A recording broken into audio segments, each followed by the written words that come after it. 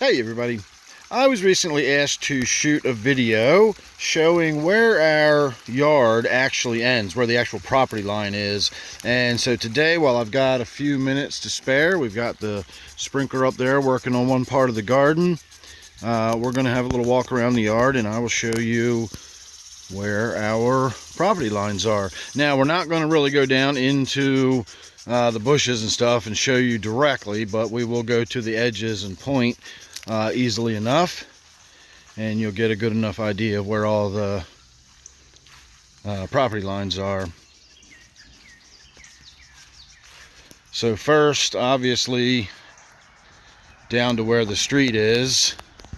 So all these, we'll call them woods for lack of a better word. We think of that as one of our little areas of no man's land. We don't go down there or do anything on that front hill. It's just kind of wooded and overgrown.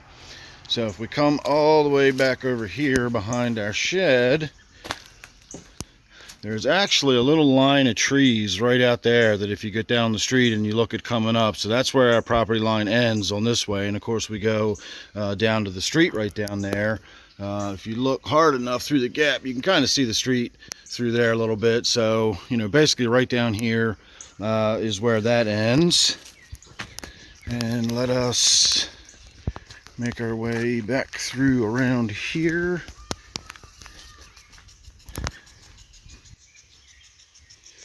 And so again, just outside our fence over here is where the property line is. Sorry for all this bouncing around, trying to hold the camera and walk on uneven ground at the same time. So you can see our fence right there. About 3 feet on the other side is where the actual property line is. It's sort of the buffer zone, just so there's no confusion and there's no arguments over where the actual line is. The fence is well on my side of the property, but that's basically where the property ends right there. If we go up here through what used to be my fern garden, it's kind of hard to see it at this point. Well, let's see if we can walk up there a little bit. It doesn't look like it's so overgrown now. I haven't done anything up here in years.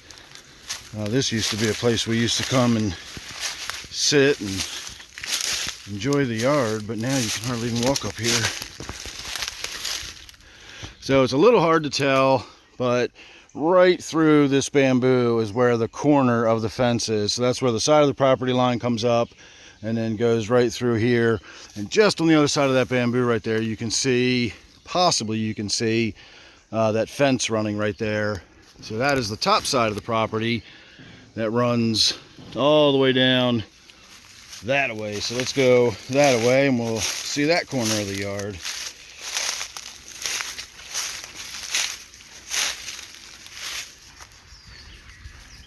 So you can see why I called this my fern garden. Again, we used to have trails and little seating areas. I had a fireplace back there, like an open pit fireplace. All these hostas just got here. We didn't plant any of these. They just have been growing there. So again, we got the fence line is right up here. We're just walking along the fence line because I can't walk through the woods.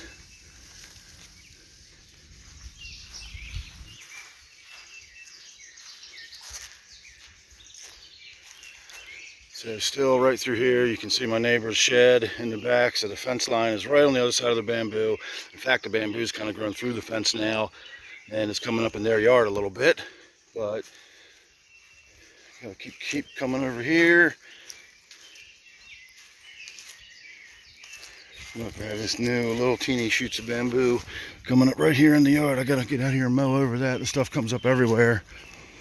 So if we keep following the fence line up there,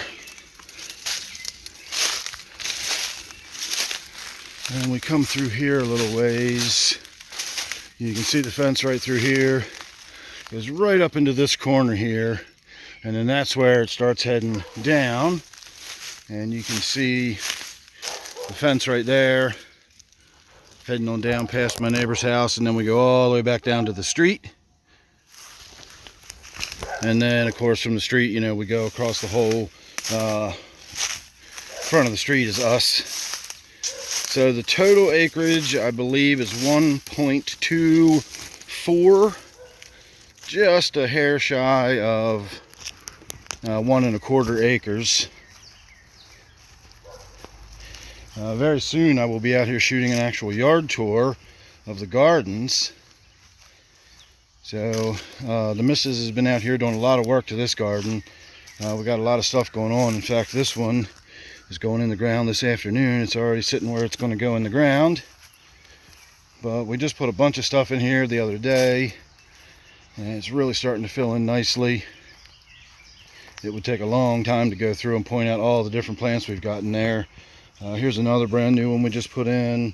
This coral bell down here is another one we just put in.